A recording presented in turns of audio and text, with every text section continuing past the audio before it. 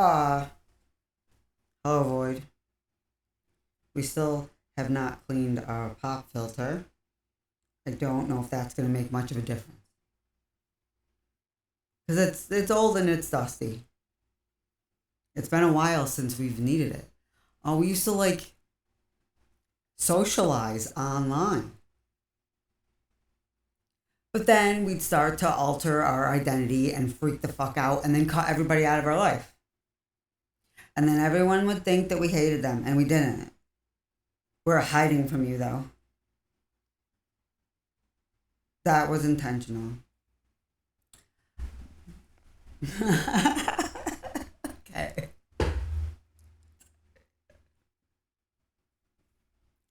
Sorry, I wasn't expecting this.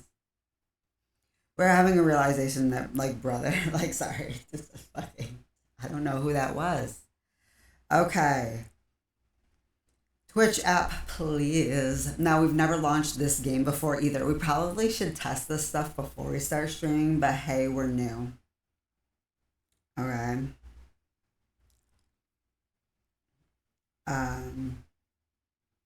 Let's see if we can say or hear. Okay, so I can hear me. Now, I don't know. Okay. Just listen. Oh, we forgot to turn off the light. Hold on. We must turn off this light because we want to set the mood. Okay? We're doing a little bit something scary. All right? Hold on. Void.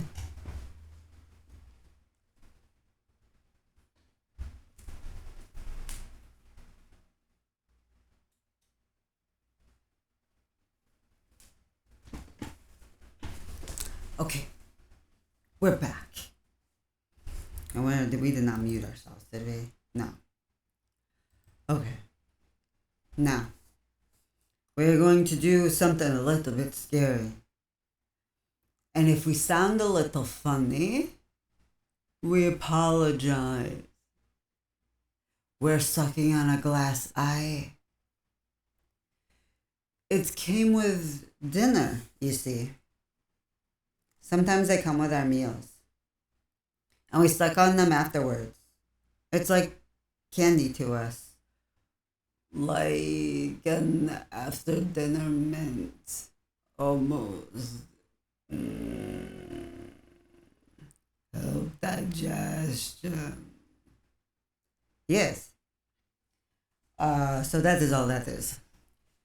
And so we'll see if we can hear us. Well, and see if the game will launch correctly. And will it project correctly? Yes, no, maybe. No. Oh, yes. Oh, it's off. Oh, we have to adjust it. Wait, no. We have to adjust. Excuse us. We need to adjust. There we go. We fixed it. Yay, us. Yay, spiders. So, we went to do some clothes today. Wash them. And we are figuring out what we are keeping and what we are giving away. Oh, we don't even have our headphones on. We don't even know if this has sound. Excuse us. We just got here. Okay? So, what was I talking about? Hold on. Put the headphones on. It doesn't have sound.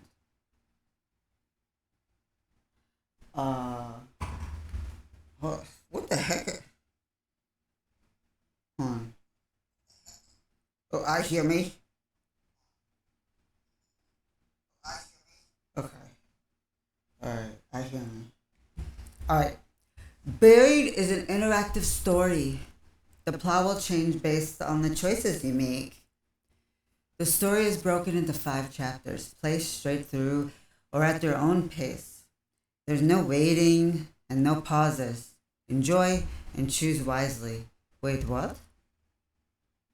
Or through at your own pace. There's no waiting and no pauses. But go at your own pace. What? Begin. Yes, begin. Oh, trees.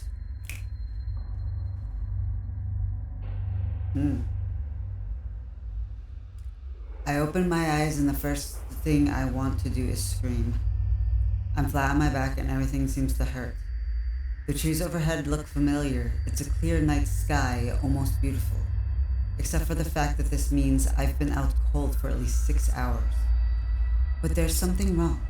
I don't remember what, but something happened and my head, my God, my head hurts. And the ringing in my ears. Was there an accident? An explosion, I think. I remember Dennis screaming, but after that, I cannot remember. As I sit up, I noticed that my head, I noticed that my hard hat has been thrown off. I look around the area, but it's not here.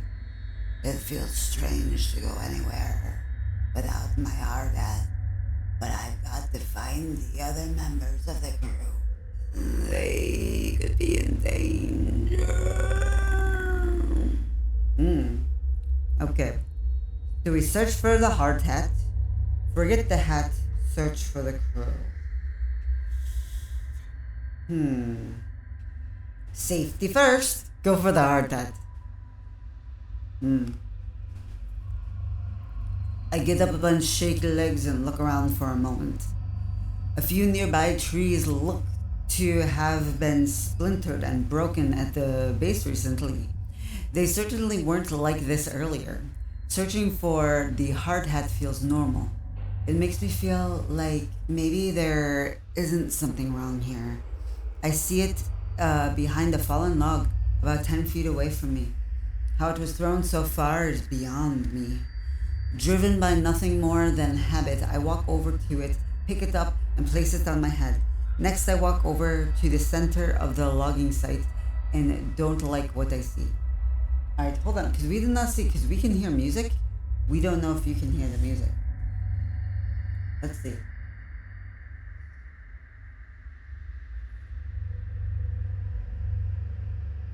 Do we hear the music?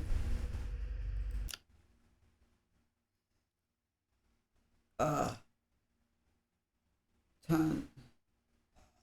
No. See. Where do we find the volume?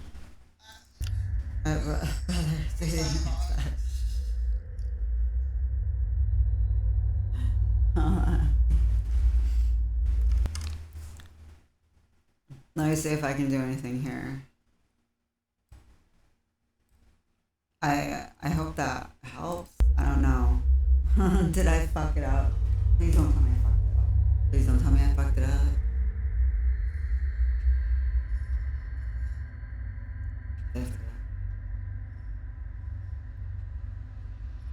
Did I fuck it up? I don't think I did, but I have no fucking idea because I've never played through this game before, so I don't know exactly what it's supposed to sound like. Continue.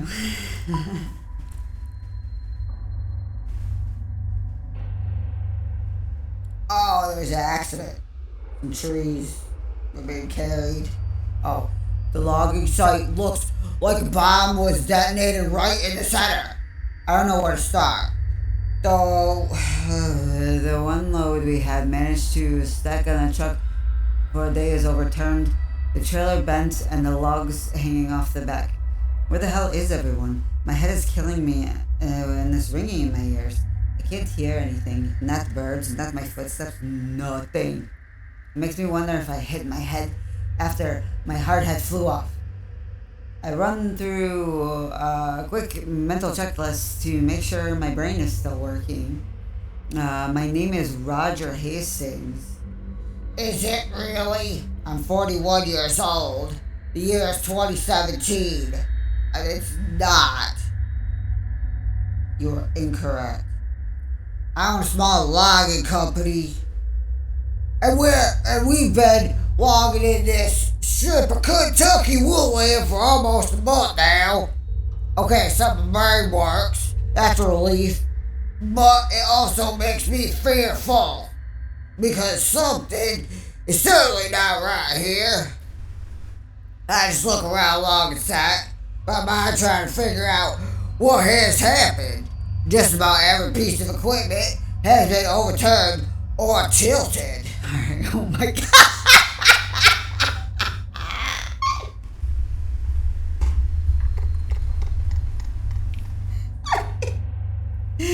You don't know. This is like for some of us.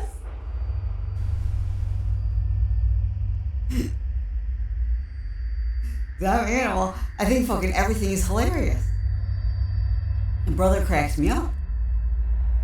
And like to fucking stay out during that, and I think he was like working on keeping me out. Oh my god.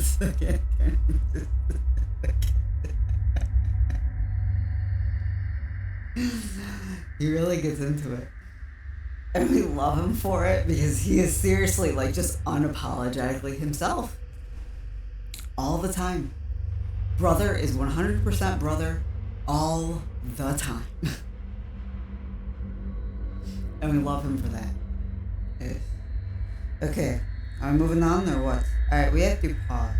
We have to pause. We'll be back. You don't think this. Oh, that's not what we meant. Oh, no, no, no, no, no, no, no, no. Sorry, we made a mistake. We hit exit.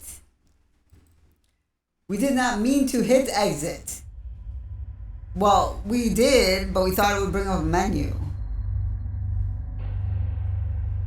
Oh. Oh. Oh. Thank you. We're right back where we left off. But we will be right back. We'll be right back. Hey, it dropped frames. Shh. Stop. Stop dropping frames.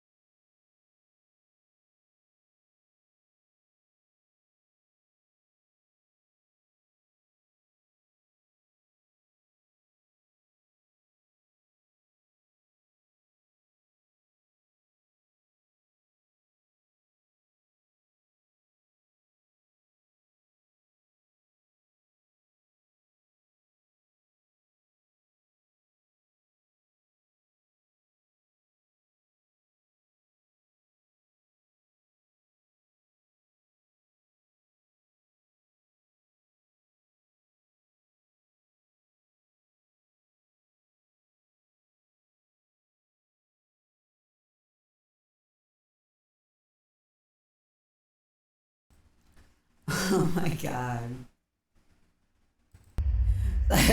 Brother. Brother breathes sometimes like he weighs like 1,000 pounds.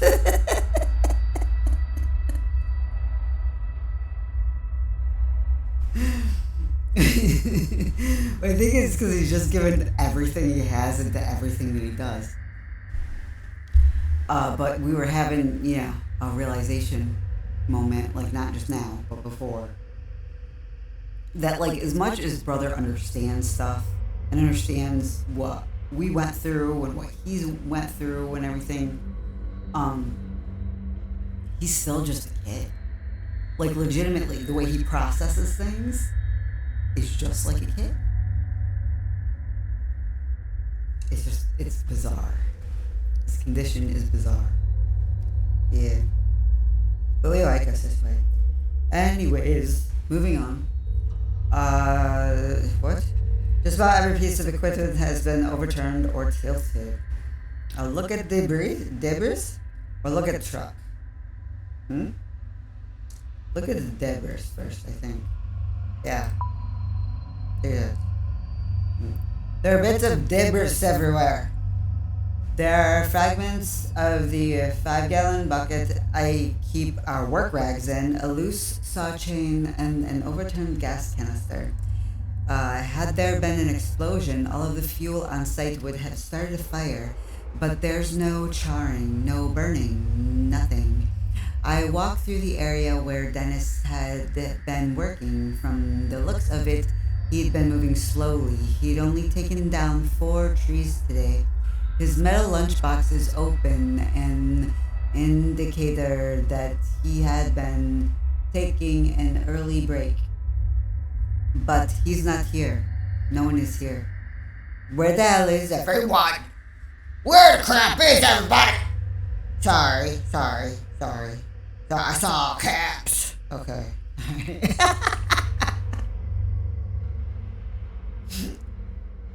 Jesus. I could try to make a call on my cell phone, but its battery is already running really low. Not that it matters. The reception is crap out here. Yell out. Or call someone on. So I think we should yell. Do you? Sure. Hey guys, where is everyone? Tony? Dennis? Frank? Joe?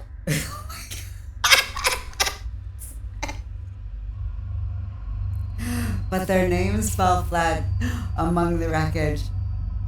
I get nothing back other than scaring away a few birds overhead. Might as well start walking and try to find some answers. The highway is almost a mile back through the woods, down the gravel road we used to reach the site. Maybe the crew ran that way for help. But why would they have left me? Were they scared? Out of sorts? Maybe I can catch up to them. But with my truck turned over on its side, it looks like I'll be walking. My God, I can't even remember what I was doing before walking up on my back. What? We're walking up on my back. Wait, what's that? Underneath the bulldozer. Oh my God, it's a leg. It has to be either Tony or Dennis. A leg? A leg. The dozer looks unstable, like it might roll somewhere. Might not be safe to get close. But at the same time, I just can't leave him there. Go look or stay back. I think we should go look. Okay, go look. Hey! I yell, are you okay? Are you alive?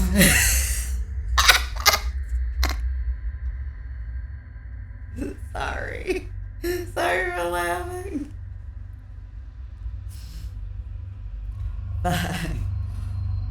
Holding on to my head, I skip over the wrecked equipment and stray logs to get closer.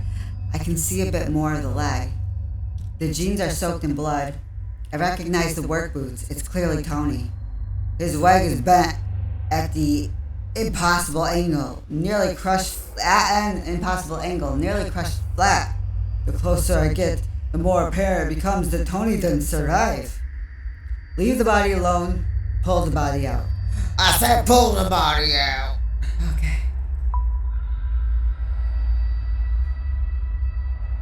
I try to pull him out, and he's just not budging. That's when I see the blood coating the ground under him. It's thick and fresh, so dark on the dirt that it looks black. And I'm tugging, I hear something crunch, but I somehow managed to pull him out.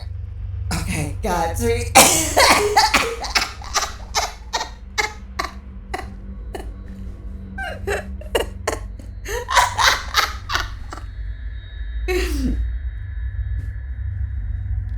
His legs are absolutely crushed and his stomach looks deflated.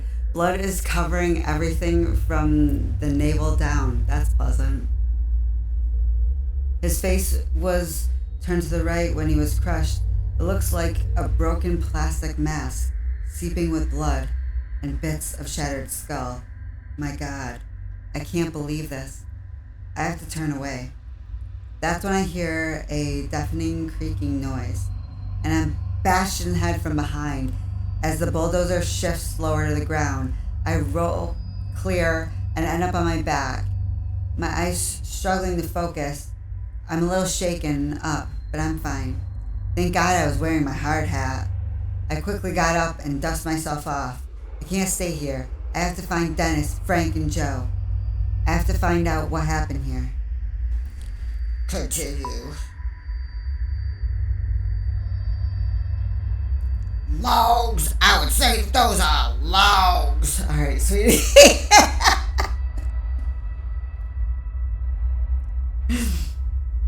Bye.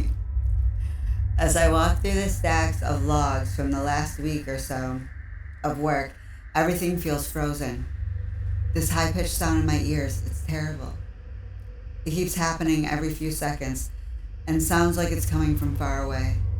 I can't help but wonder, is it my ears or is it something else? The silence out there is creepy, and there's a smell, like the atmosphere after a bad summer storm. I might as well admit it, I'm a little scared. Everyone is missing, and it's dead quiet out here. There doesn't even seem to be a breeze to rustle the leaves and branches.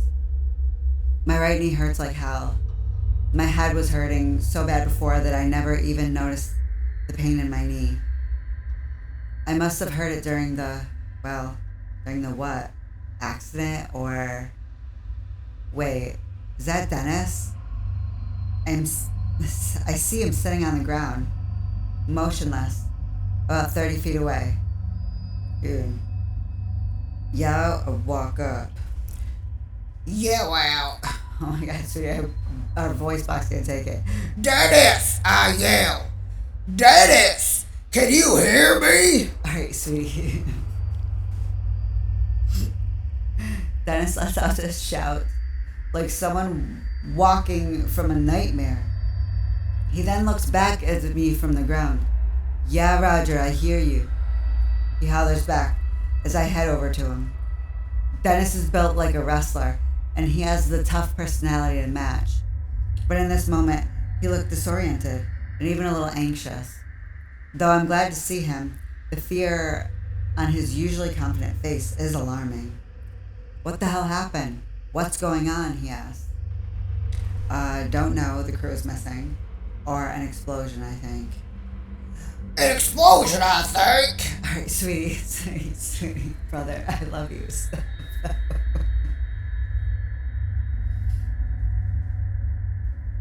An explosion, then he says, yeah, I believe that.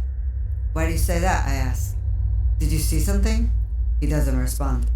Still sitting on the ground, he looks around the woods as if he's just now understanding the severity of the situation. The equipment was overturned. The dozers, too, I say, shifting my hard hat and wiping my forehead. You okay? I ask him. Yeah, just shaken up. Me too. This might be the most intimate conversation Dennis and I have ever had.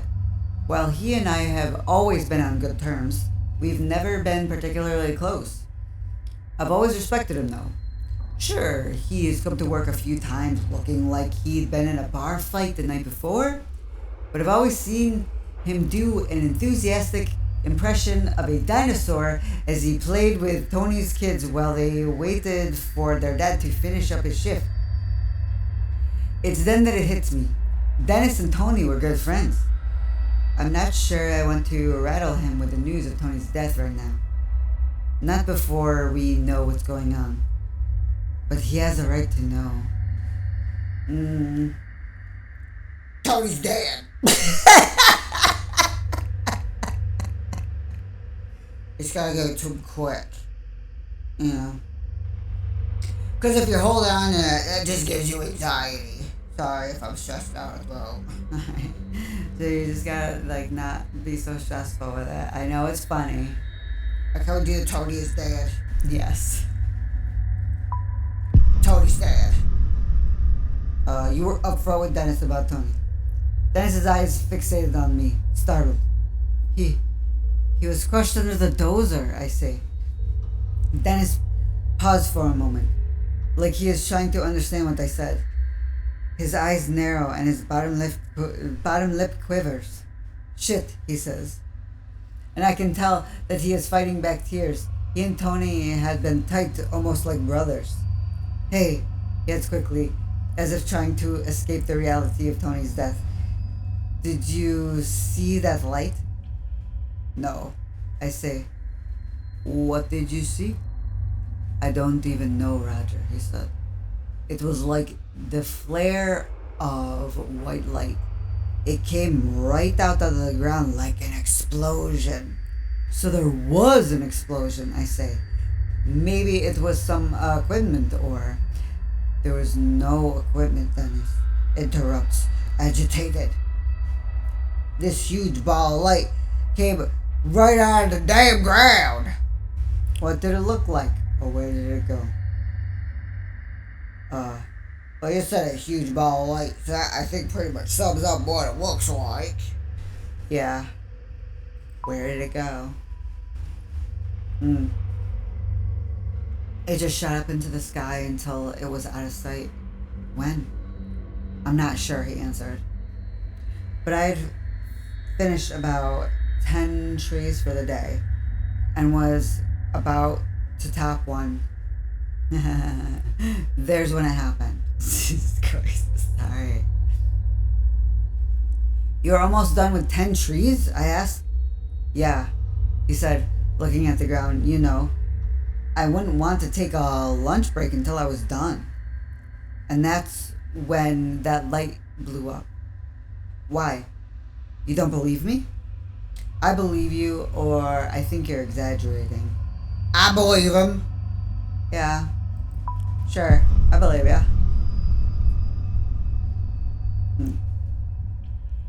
He saw what he saw, I think to myself. He has no reason to lie about this. My God, are you okay? Yeah, I'm fine, he says. But if I'm being honest, it's scared me pretty bad. As if it's all the same to you, I'd like to get the hell out of here. We both stand up and start heading towards the road. It isn't until we start moving that I see Dennis is wounded. His right side is coated in blood, the red seeping through his blue work shirt. There are splatters of it here and there, but also a very large red splotch that makes me worry. Are you in a lot of pain, or how did you get that injury? I think we should ask him if he's in pain. Okay. Are you in a lot of pain? I've been better. I don't know how much longer I can stay on my feet, he says. What happened, I asked. I'm not sure, Dennis replied. I must have gotten thrown or hurt somehow from the light. It's then that I noticed that the strange ringing noise is still filling the air. Hey, I said, stopping. I say, stopping. Do you hear that high-pitched ringing noise every once in a while? Dennis looks scared when I ask him this question, and he just nods. I thought it was just me, he said. He looks out of sorts and uncertain, I've never seen him like this before. It's obvious that he's looking for some reassurance. Even though I'm his boss, there's something very unnerving about this.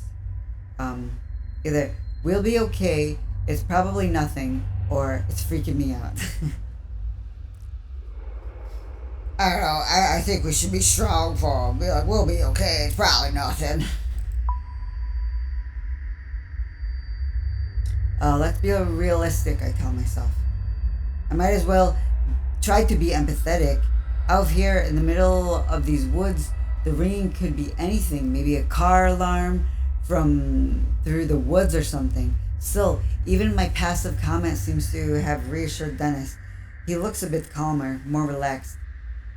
We both start moving forward, and don't say another word.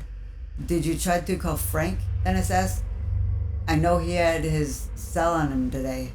Not yet. Luckily, I still have some battery left. I pull out my cell and call Frank. Happy I didn't make that call to Dennis earlier. It rings, but he doesn't pick up. But then I hear his phone go off behind the stack of logs. Dennis and I gave each other a look. As the phone goes to voicemail, I hang up. We walk behind the logs to find Frank's phone on the ground, abandoned. We look around for Frank, but find nothing, not a single trace. It's then that I notice something really odd. A 10-foot wide hole in the ground, right near where the phone was.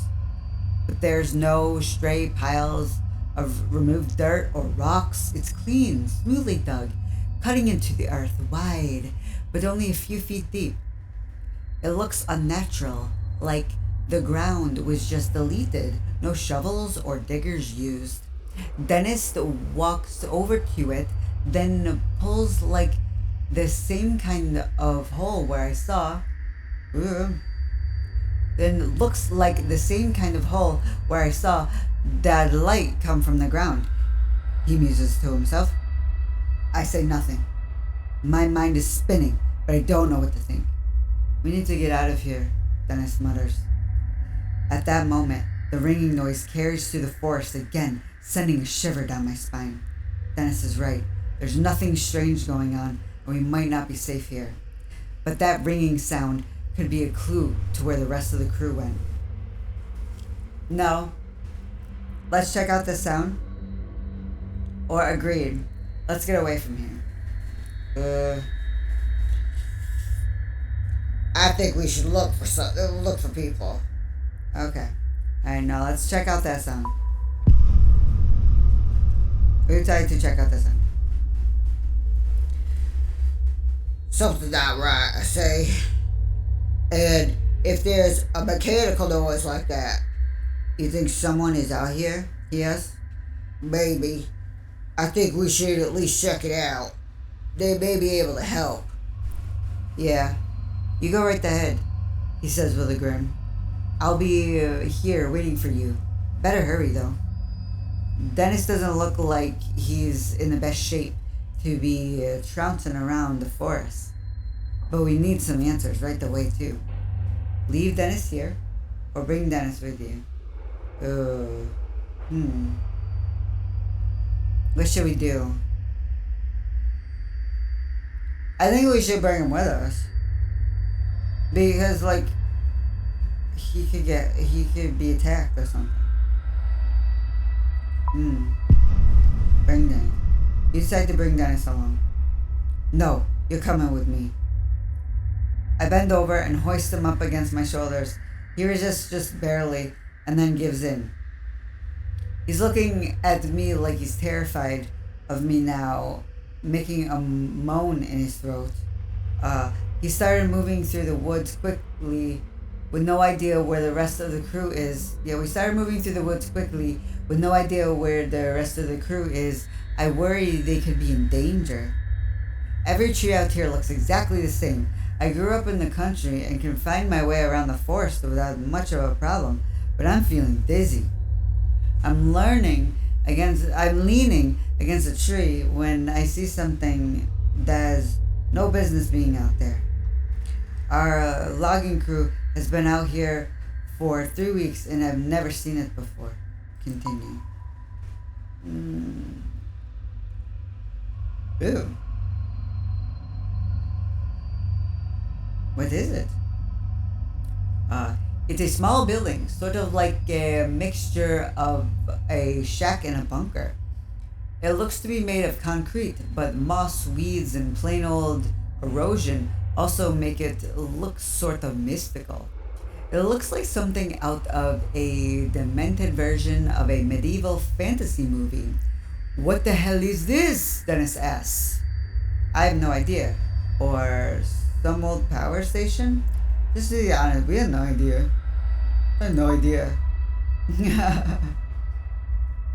You purchased this land, right, boss? Dennis asked. Didn't you survey it? I certainly did, I say, getting a little defensive. But this wasn't here. Do you think the others maybe went in here? He asked nervously. Why would they do that? I asked. I don't know, but they aren't out here. If they aren't inside, they're probably dead like Tony. He looks at the ground as he says this. I want to go inside. Not just to find my crew, but also to appease my curiosity. That ringing noise is coming from inside. But something about this place seems incredibly strange, especially located all by itself out here. It simply does not belong. I wonder, do we knock or just go in? Dennis asked. I can tell that he is trying to make a joke, but it falls flat. I'm starting to think his humor is a defense mechanism for his fear. We both look ahead, take a moment to realize what we're about to do, and start forward. We get no more than 3 feet closer when Dennis wobbles. You okay? Or reach out and steady him. Reach out and steady him. Probably should have asked first. I'm sorry. I just didn't want him to fall. Reach out quickly, straighten my injured knee. Ow. Alright. I barely make it in time, grabbing him under his arms and keeping him from hitting the ground. I'm okay, he said. Just, can you help me walk for a little while?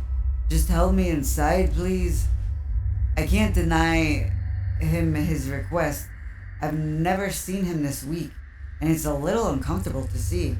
It makes me glad I decided to keep him with me. I help Dennis into the weird little building. The front door opens easily, even though there's clearly a lock on it. Maybe the lock was supposed to keep someone in. It's hard to tell. I still hear the ringing noise. It's definitely coming from in here, stretching out in front of me in a small interior to match the outside. The building is totally empty. There's a concrete floor and dingy, featureless walls.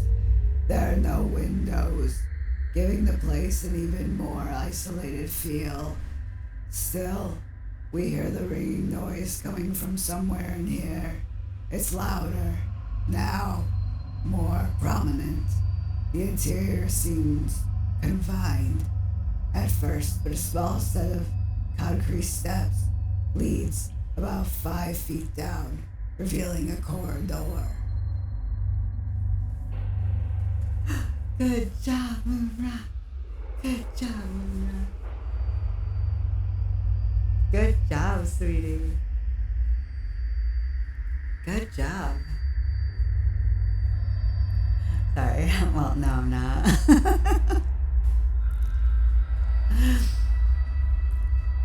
Because as much as we like to put on a performance at times, we are a real family, and we love each other and are proud of our little accomplishments.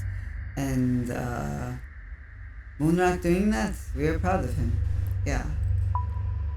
Continue. Oh, what is this?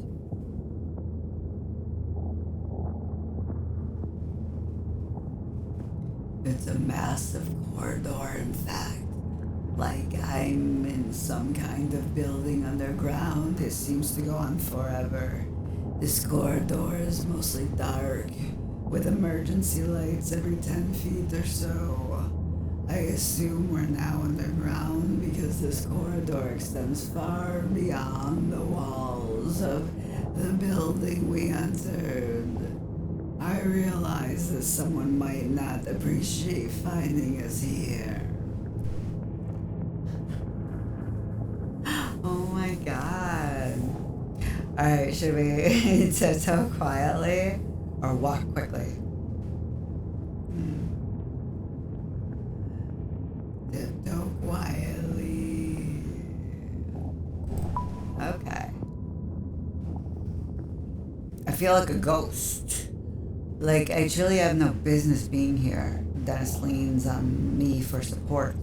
We move slowly, our feet not making a sound. If anyone is in here, I want to make sure they don't hear us. We tiptoe forward as softly as we can. As I carry Dennis to the far end of the otherwise featureless place, I see a flight of concrete stairs leading down. I have to set Dennis down on the floor. His weight is killing me. Dennis, are you okay? Stop worrying, man, he says. I'll be okay. I just need a minute to rest. But looking at him, I'm not so sure. I can still hear the ringing noise every so often, coming from somewhere in here. I look ahead at the concrete stairs pointing toward them so that Dennis sees them. Can you make it down those stairs? I ask. He stands up slowly and is visibly making an effort to not fall behind. No, fall back down. Yeah, he says, and sounds a little irritated. He starts for the stairs without me, and I have no choice but to follow. We approach the stairs, and by just looking at them, I get the sense that we're crossing some sort of line here. There may very well be no going back. Continue. Oh. Those stairs look hazardous. Yeah. As I head down the stairs, I notice they look aged. That damn ringing noise is somewhere below, louder than ever. I feel like I'm walking down into the cellar of a haunted house. The light becoming scarce as the stairs take a slight turn. I can feel the temperature drop. Dennis makes it a few steps down before he is leaning on the wall. He's breathing like he just finished a marathon. Pause to give him a break, or keep up the pace. I think we should probably give him a break. Let's take a break, I say. Put my hand towards his shoulder to help steady him. Dennis lets out a sigh. Thanks. I don't feel too great, boss. As we both squat down on a stair, my mind seems to lock in on the unknown fate of the rest of the crew. Frank is married, and I've met his wife a few times. A nice woman with a huge laugh. My heart sags a bit when I realize I might never again get to hear him belting out classic rock tunes during lunch break. Joe. Well, I don't know too much about him. He's 22 years old and is considering community college. His folks are deadbeats, and he has been providing for himself since the age of 16 or so. Maybe I can still find them and still get to hear Frank singing in his deep baritone voice after a few too many drinks. After a few moments, Dennis says, "All right, let's keep going." We both stand up, leaning on each other. I have to make Dennis stay behind me as I stick my foot out and search for the next step. I can't help feeling like a child as a very powerful fear seizes me. I'm expecting a monster to reach out of the darkness, slicing into my throat. After what feels like forever, we come to the bottom of the stairs. We're closer to that ringing noise now. The door sits securely in the wall, and it looks just as out of place down here as I feel. A sliver of light seeps through, illuminating the area. The door has what looks like a panel with lots of labels and lights, small and Bo's print above the panel says level, all entrance gate, transport sector. And there's a button with no label. Push the button, inspect the panel. Push the button. Push the button. Push the button.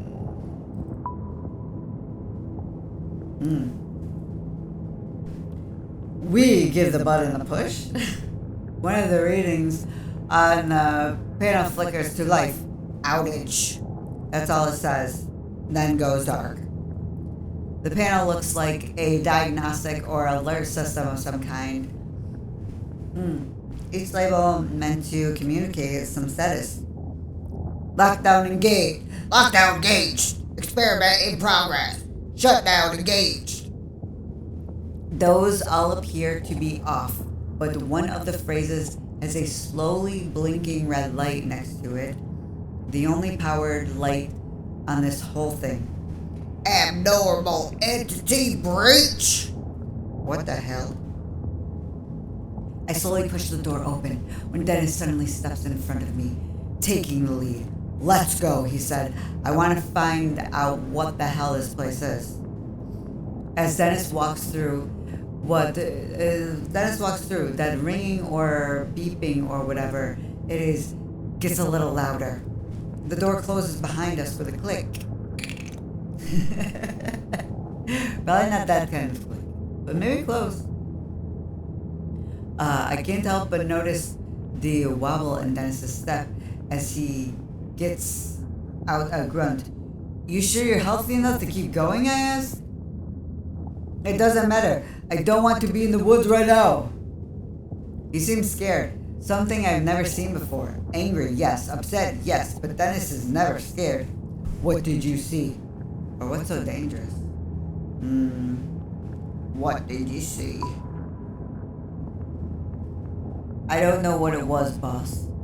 It was like someone had left a radio on, crackling. But we don't have any radios at this site. It was, I don't know, it was like something in the forest was moving. I give him a doubtful look, and he casts his eyes to the ground, frustrated. I know how it sounds, he said, but I know what I felt. And it was like walking into a funeral parlor, feeling death and gloom everywhere. I've been so preoccupied with my own fear that I nearly forgot about the ringing noise. It had become just background noise. We take a few more steps, and I can now see where we are. It makes no sense. Yet another thing that simply seems out of place. The shapes, muted colors of metal are easy to identify, but it just doesn't belong here. End of chapter 1.